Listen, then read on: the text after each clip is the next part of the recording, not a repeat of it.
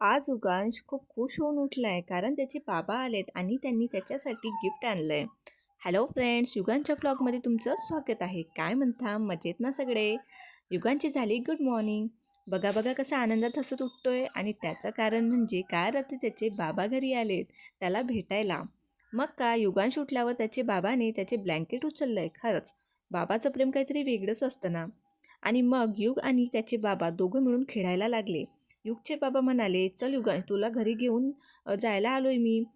आता बघा तर युगांश किती खुश झालाय. त्याचे बाबासोबत बोलतोय, हसतोय, गोड आवाज काढतोय, जणू त्यांना म्हणतोय की हां ठीक आहे, चला चला मला घेऊन.